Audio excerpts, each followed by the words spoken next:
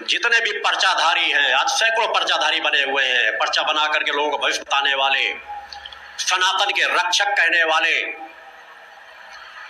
त्रिकालज्ञ कहने वाले, त्रिकालदर्शी दरबार लगाने वाले, जो सैकड़ों सैकड़ों भूतों प्रेतों कहते हैं हमारे गुलाम हैं। मैं उनसे सभी से कहना चाहता हूं, ससम्मान कहना चाहता हूं कि इस मंच से एक चुनौती मैं और पेश कर रहा हूं कि 3 प्रदेशों में, बाकी की बात छोड़ दो, केवल मध्य प्रदेश, छत्तीसगढ़ और राजस्थान, मेरी आवाज सभी सुनते हैं। देश का कोई भी धर्म प्रमुख जो ढोंगी पाखंडी, वो सब मेरे भक्तों से ज्यादा गौर से सुनते हैं, समय निकाल करके सुनते हैं। अगर स्वीकार कर सको तो मैं देश के सम्मानित शंकराचार्यों को पंच बनाना चाहता हूं। 3 प्रदेशों में, तीनों में किसकी सरकार बनेगी, मैं लिख करके लिफाफे में बंद करके रख दूंगा और वह बाकी लोग लिफाफे में बंद करके रख दे, और जब चुनाव परिणाम आए तो केवल तीनों सभी लिफाफे खोल दिए जाएं मीडिया के सामने। जब सत्य निकले तो समाज देखे। आए, मैं आह्वान करता हूं, चुनौती देता हुआ। मेरा कार्य बड़े सामान्य क्रम से रहता है। मैं समाज को जगाने के चिंतन देता हूं। नाचने गाने या काल्पनिक कथानक सुनाने में अपना समय नष्ट नहीं करता। ऐसी का परिणाम है मेरे अनेकों को चेतनावान सिद्ध साधक जो परोपकारी जीवन जीते हैं, मेहनती जीवन जीते हैं, पुरुषार्थी हैं, जन कल्याण के कार्यों में लगे हुए हैं और जिनके माध्यम से समाज में परिवर्तन आ रहा है, जो जातीयता, छुआछूत, सांप्रदायिकता से ऊपर उठ करके कार्य कर रहे हैं, क्योंकि समाज को दिशा देना नितांत आवश्यक है।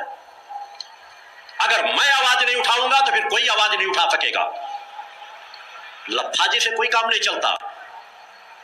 जब कोई कहता है मैं ब्रिटेन बैठा हूं, वहां से कोई नहीं हीरे को वापस लेकर के आऊंगा, पूरा मीडिया लग जाता है गुणगान करने में कि हीरा शायद आ जाएगा भारत। ढाक के 3 बात, खोदा पहाड़ निकली चुईया, सब मीडिया लग जाता है उन बेवकूफों के कथानकों में। मैं देश के मीडिया तंत्र को भी चुनौती देता हूं कि वास्तव में अगर तुम्हारे अंदर जरा सी भी भारतीयता है, जरा सा भी राष्ट्रभक्त हो, जरा से तड़पती कराती मानवता के रक्षक बनना चाहते हो, तो एक बार आवाज उठा करके इन सभी को इकट्ठे करो और देखो कि किसके पास को सामर्थ्य है या नहीं, या लाखों लाखों लोगों को बेवकूफ बना रहे हैं, लाखों लोग तड़पती कराती मानवता को बेवकूफ बना रहे हैं, एक रुद्राक्ष बांट करके उनके कल्याण की बात कह रहे हैं, अनेकों लोग भगदड़ में वहां मारे जाते हैं। कथाएं हो अच्छी बात है, अनेकों कथावाचक अच्छे चिंतन देते हैं, मैं उसका विरोध नहीं करता। देश में जगह जगह देवी देवताओं का गुणगान हो, मगर यदि सियार अपने आप को शेर कहने लगे तो मैं विरोध अवश्य करूंगा। कथावाचक कहो, ज्ञानी कहो, सम्मान है,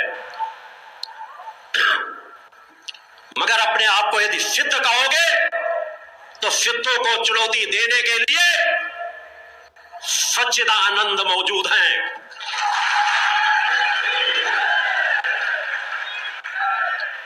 मैं उस यात्रा को तय कर रहा हूं, समाज में परिवर्तन भी डालूंगा, समाज को दिशा भी दूंगा और इन कुकुरमुत्तों से समाज को बचाने का कार्य भी करता रहूंगा।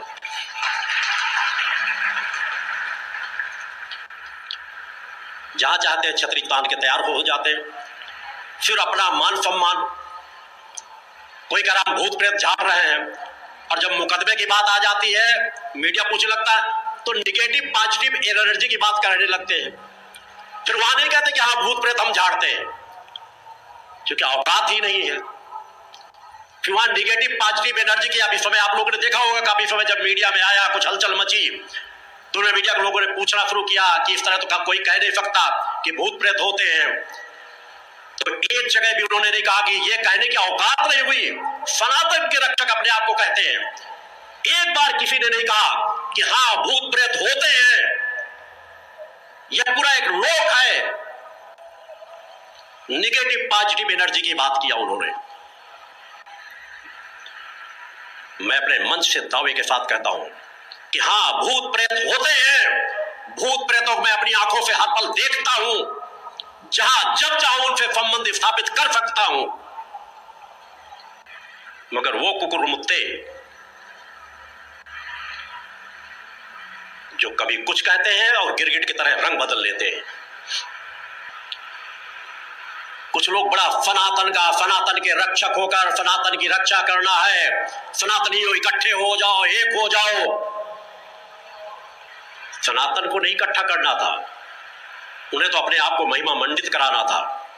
समाज को उग्र बना करके यह दिखाना था कि शायद हम सनातन के बहुत बड़े रक्षक हैं। कोई कुछ कह रहा है, कोई कुछ कह रहा है, सैकड़ों लोग। कोई मराठी पगड़ी पहन लेता है तो अपने आप को मराठा। अरे मराठा कैसे थे तो तुम्हारी कल्पना में भी नहीं आएगा। इस देश की आन बान शान के लिए हंसते हंसते अपने सर न्यौछावर कर देने वाले लोग थे। वीरता, साहस और पराक्रम की जिनका इतिहास भरा पड़ा है, तुम उन्हीं की टोपी पहन करके लफाजी करते हो और सोचते हो कोई टोकेगा नहीं। सामर्थ्य तो है नहीं भविष्य देखने की, इतनी सामर्थ्य नहीं किस प्रदेश में किसकी सरकार आएगी। तो जो केवल पैसे के लिए कार्य करते हैं, अपने मान सम्मान के लिए कार्य करते हैं, ये सबसे कायर होते हैं। हर पर डरते हैं कि अगर हमने इस सरकार के विरुद्ध बोल दिया और ये सरकार आ गई तो हमारी दुकानदारी कैसे चलेगी।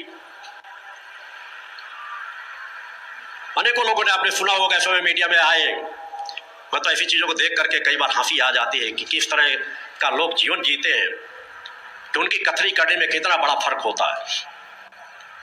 कहने लगे हम तो सभी पार्टियों के हैं, साधु सभी पार्टियों का होता है, हमसे सभी पार्टी के लोग जुड़े हैं। तो मैं पूछना चाहता हूं कैसे राष्ट्रभक्त हो कि क्यों सनातन के रक्षक बन रहे हो।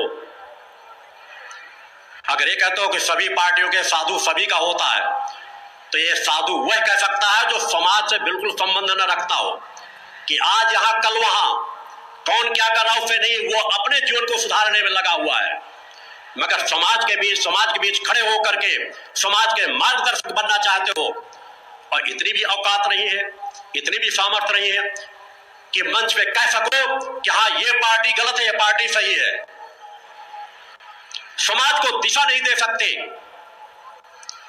सभी से संबंध है, तुम आ जाओ तुम भी ठीक, तुम आ जाओ तुम भी ठीक। देश का भंडाधार होता रहे, उससे उनका क्या बिगड़ता है। समाज में उग्रता पैदा कर दो, मारा जाएगा आम समाज, वो तो अपने पास गानों की पूरी फौज लगा लेंगे। मंत्रियों मुख्यमंत्री उन्हीं की चाटुकारिता में पूरा जीवन गुजर जाए। संबंध बना के रखो, मैं बुरा नहीं मानता, मगर परसेंटेज भी बराबर हो, संतुलन का होना चाहिए। समाज के प्रति कर्तव्य पहले होना चाहिए, फिर उस समाज का अगर कोई जुड़ता है तो अच्छी बात है।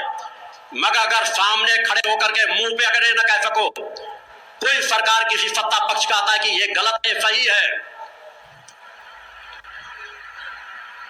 तो भी कैसे संत हो, कैसे साधु हो।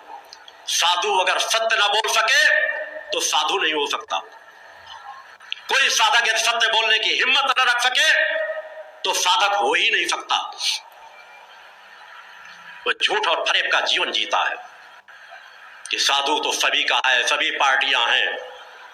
इसीलिए मैंने चुनौती रखी है कि सामर्थ्य बताओ कि 3 प्रदेशों में किसकी सरकार आएगी।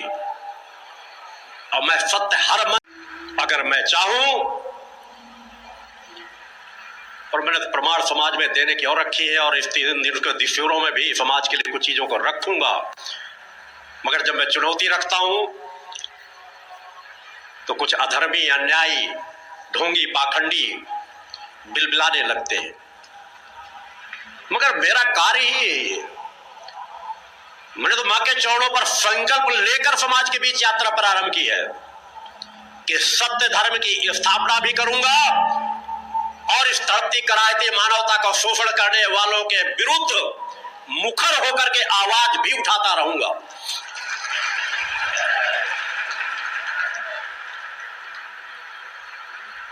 मैं अगर चाहूं तो कुबेर का आवाहन करके स्वर्ण की वर्षा करा सकता हूं। गुरुदेव भगवान की जय। परम सत्ता ने मुझे वो सामर्थ्य दी है, हमारे ऋषियों मुनियों ने करके दिखाया है। मैंने समाज में अनेकों बार चिंतन दिए हैं। अभी हाल के पिछला जब महासत्य संघनाथ शिविर हुआ, वहां पर भी मैंने जब एक शंकराचार्य, सम्मानित हमारे शंकराचार्य जी ने समाज को जब कुछ ऐसे जो लफ्फाज व्यक्ति थे, पर्चाधारी, त्रिकालदर्शी कहने वाले, उनके सामने एक चुनौती रखी कि हमारा मठ जो वहां पर दरक रहा है उसे कोई रोक दे तो हम मानेंगे। जितने कुकुरमुत्ते थे सब शांत होकर बैठ गए, किसी एक जगह से आवाज नहीं उठी। अपने आप को त्रिकालज्ञ कहने वाले, बजरंगबली की कृपा के पात्र, भैरव जी की कृपा के पात्र, देवी देवताओं की कृपा के पात्र, सब मौन होकर बैठ गए।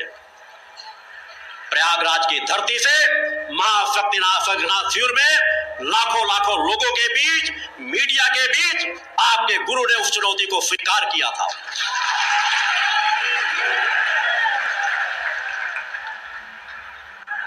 मेरे लिए कोई भी कार्य असंभव नहीं है। मैं अपने लक्ष्य पर बढ़ रहा हूं, मगर दूसरे क्षेत्र में भी हलचल मचाता रहूंगा और अगर वक्त आया तो वह सब करके दिखा दूंगा जो करने की सामर्थ्य उनके पास है ही नहीं। आज अष्टमी का प्रथम दिवस है, जिसे कल और परसों 2 दिन का समय है।